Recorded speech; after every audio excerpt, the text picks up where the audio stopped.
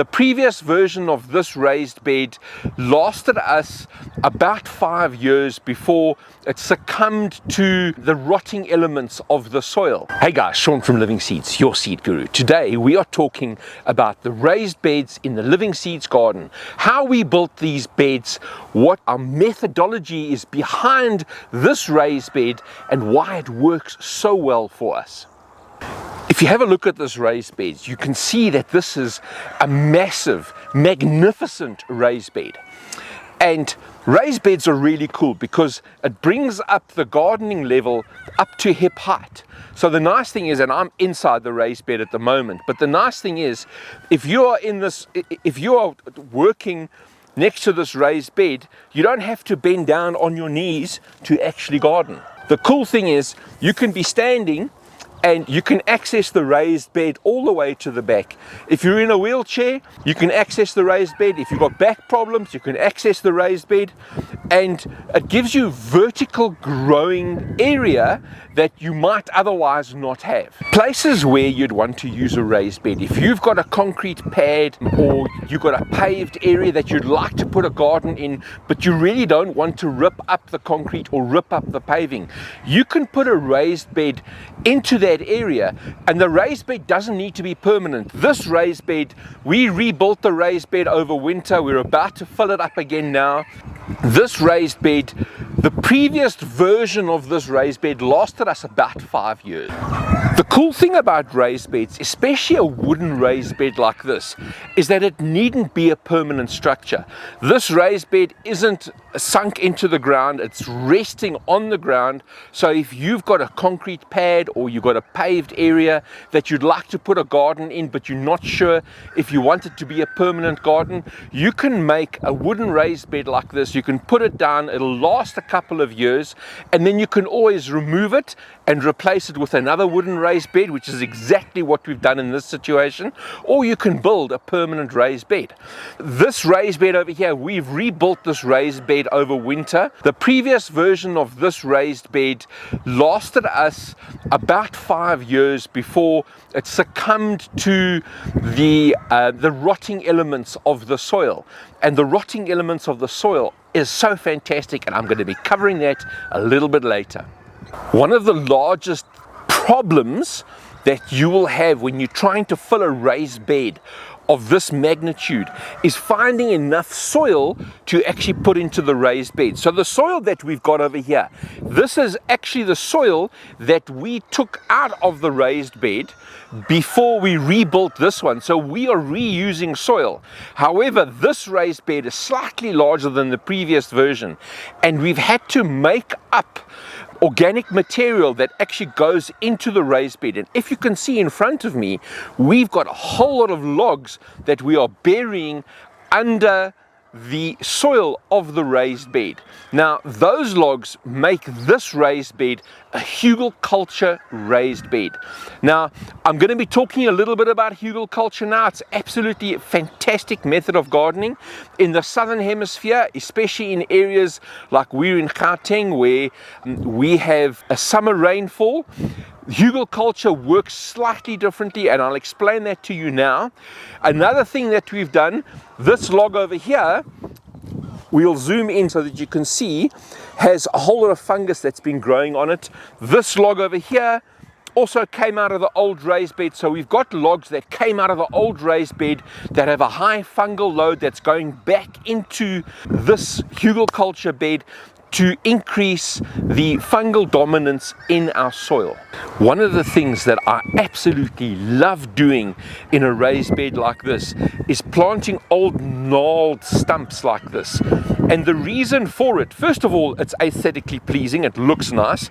But if you look over here, this is a stump that was in the previous version of this raised bed, and you can see the soil line where this stump was. This was below the soil and this was above the soil. Now below the soil you can see there's little bits of fungus that are actually growing, plating fungus, underground plating fungus. There's fungus growing over here. You can see that this is breaking down, and I mean this wood it's soft.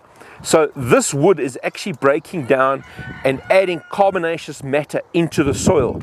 It's providing habitat for soil-dwelling organisms.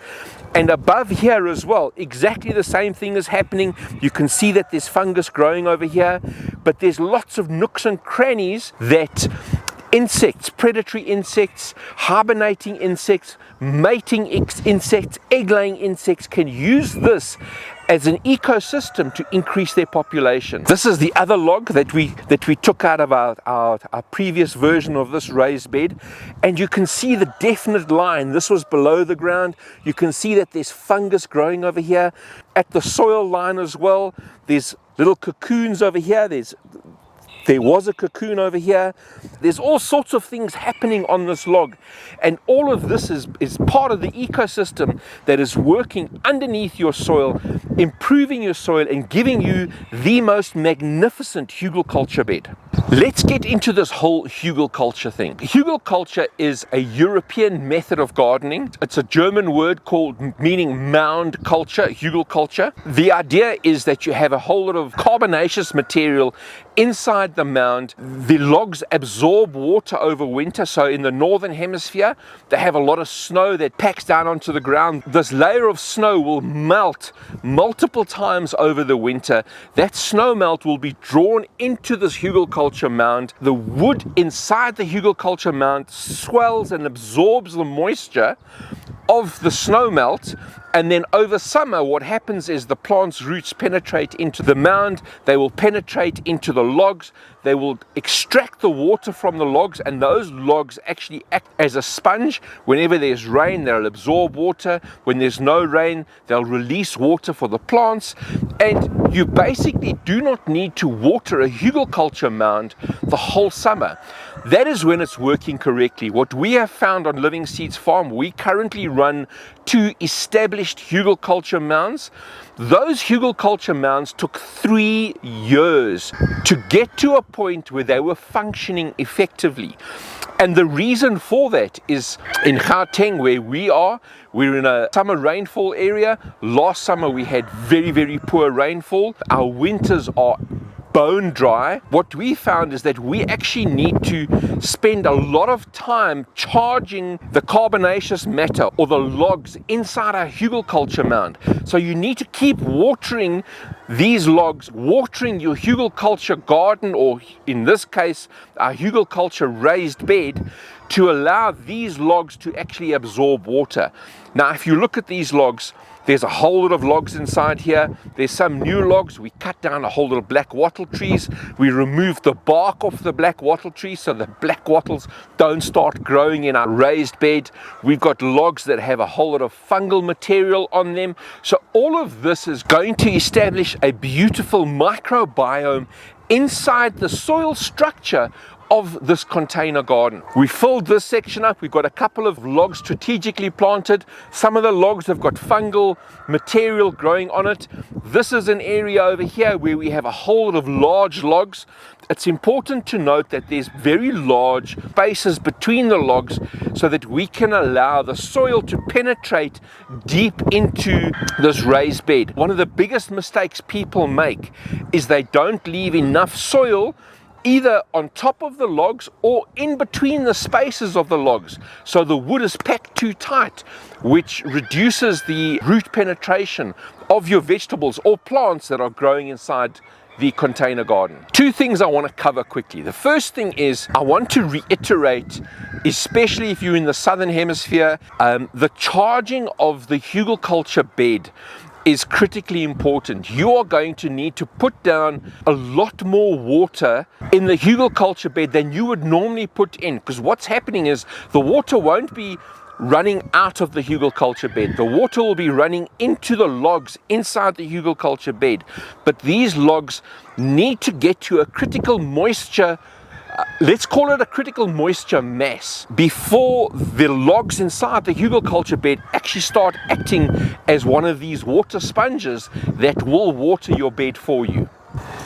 I did mention that you can put your raised bed on a concrete pad or on paving or some kind of impermeable surface, and it's absolutely fantastic. However, you need to understand that the roots of your vegetables, some of them will penetrate meters down. So this is only, I think it's 600 or 700 high. If you have a vegetable with roots that are penetrating 3 or 4 meters down, if your raised bed is on bare soil, the roots will actually penetrate all the way through the raised bed into your soil, and your vegetable roots will be able to access minerals and elements that are deep inside your soil, further reducing your need to actually feed your plants. Let me explain to you how we actually put this together. In the previous version of this raised bed, we used slightly thinner pine planks. What we did was we went to our local wood merchant and we bought their cheapest industrial grade pine planks. We took the planks, we put them through a thicknesser, gave a nice edge to it, so it looks like it's actually a higher quality pine plank because it's got a nice surface on it, and we ran the edges around with the router. So all of a sudden I'm taking this dirt cheap, like literally it was the cheapest pine plank, we ran it through a thicknesser, ran a router around the edge, and all of a sudden I've taken this pine plank and tripled its value because now it looks like a nice classy pine plank. We built a whole lot of panels, so we worked out the sizes that we wanted for the raised bed. We built the panels, the spacing in between here. The reason why we originally left the spacing was when we built this bed the first time, we sort of ran slightly short on budget. And what we found was that the spacing actually didn't affect the bed at all. We didn't lose any soil through the sides, and it just gives it a nice looking effect. There's no need to have the wood touching 100%. We left a little space, the space in between there. I just think we used a 25mm wooden block just to have an even spacing throughout this. We built the panels, stacked the panels up, assembled it. The only important thing that you need to do, especially because you have such a massive amount of soil inside here, is you need to have supports, because the minute that you fill this with soil, what's going to happen is it's going to push this out. So if you can install a whole lot of extra supports inside the raised bed, it'll be underground, you won't see it, and that'll prevent your actual raised bed from bowing too quickly. The whole thing has been painted with Waxol. We've given it 2 coats of Waxol already, and once it's full, we won't be able to coat the inside, we'll only be able to coat the outside, and it gets a coat of Waxol once a year. And that's our raised bed. It's as simple as that. There's literally nothing else to it. Let's just talk about the wood that we've used quickly. So we've used the cheapest industrial pine. It's raw pine. It hasn't been CCA treated. We've painted the pine with Waxol. We are very happy with the results that we're getting from Waxol. We use Waxol here. We use Waxol on our beehives. The bees love Waxol for some other reason. I wouldn't use CCA treated wood. I wouldn't paint it with creosote. The creosote is going to go into your soil. You're going to be eating these vegetables, which is not something that you want to do. What we do find with this wood that we have used over here, because it is raw pine, it's only treated with Waxol once on both sides, and then every year it gets a coat on the outside. This wood will eventually break down. I reckon we've got a 5 or a 6 year lifespan on this raised bed, and in 5 years time we'll break it down. The cool thing is we're going to be able to see in 5 years time what's happened to the wood that is Hugle culturing inside our huge container garden or our huge raised bed over here. And it'll be interesting to see how that wood is broken down over a period of 5 or 6 years, which I think that is going to be really exciting. I just want to interrupt this video quickly and just tell you guys that this raised bed garden is nowhere near complete. If you would like to watch how this raised bed garden matures over the season, please like this video and subscribe. We'll make sure you get the updates. The shortest path to success with a raised bed like this or a container garden is volume. The volume is going to make or break your raised bed. what you're looking at is you're looking at trying to maximize the amount of soil volume that is inside your container garden. If you have one of these small little snaking raised beds, only 2 or 3 bricks high, and you've got a concrete pad underneath that, what's going to happen is you don't have the soil volume to allow the plants to actually put roots into the soil correctly. What's going to happen is it's going to dry out faster, it's going to heat up and cool down faster as well. And both of those extremes will impact you growing vegetables successfully. On Livingseeds Farm, we have the space. We've made a giant raised bed like this. My advice to you is, if you are putting a raised bed in, try and make it as large as possible. Filling up a raised bed like this can be incredibly expensive, especially if you're having to buy and truck soil into your property. If you have access to logs, if you know a farmer that has a whole lot of down trees and you can go and cut those logs up, filling up the raised bed, at least 50% of the raised bed with big logs like this, is going to dramatically cut the cost of filling up a raised bed. The biggest benefit of having so much organic matter inside your raised bed is that this breaks down and it provides nutrition, it provides food for the ecosystem that is working inside your soil to feed your plants. A Hugle Culture raised bed like this is literally the shortest path to success in having a fantastic, productive, long-term raised bed. Our raised bed has been completed. The drip irrigation is in, it's been filled up, so you can see there's soil on the top, and we have planted a whole lot of seedlings. This raised bed is going to look stunning. What plants did we plant in our raised bed? If you think about this raised bed it's about 900 high. If I plant certain plants inside here, so for example, if I'm planting corn inside here, I'm picking corn all the way up over here. If I plant a pole bean or indeterminate tomatoes, I'm going to be needing a ladder to pick them in the raised bed. So what do you want to plant over here? I'll give you a couple of examples. We've planted some herbs. Here's some rosemary, parsley, and there's some chives over there. We've planted some beans. The beans that we've planted over here are bush beans, so they're going to be producing within 55 days.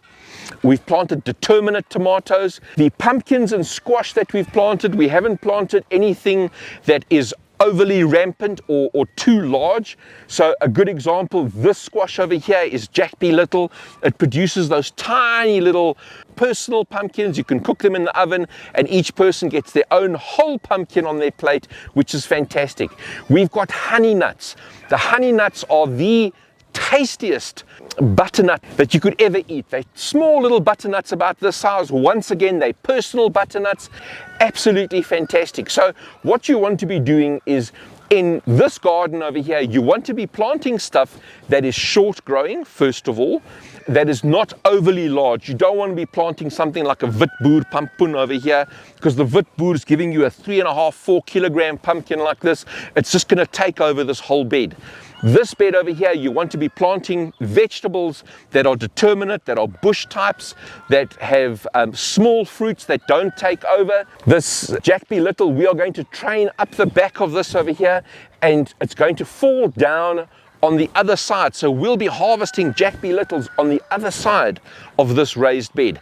And that allows me to use the vertical space and get this pumpkin off the actual growing surface over here, take it up, and it grows down the other side, and we're just maximizing the space. One of the aspects that I spoke about earlier in the video was allowing natural logs inside your raised bed and inside your garden. Don't clean up all of the logs that are lying around your garden. Leave some habitat for the insects inside your garden. So this is a log that was in the old raised bed. We've put it into the new raised bed over here, and you can see there's cracks and fissures all over it. This allows insects to nest and breed inside here, which is fantastic. I showed you the fungus that's below the soil level. That fungus is still there. It is now underneath the soil. That fungus, the mycelium, is going to run through this raised bed, giving us a high fungal load inside the raised bed. The wood inside the raised bed is going to be feeding the fungus. This is just absolutely fantastic.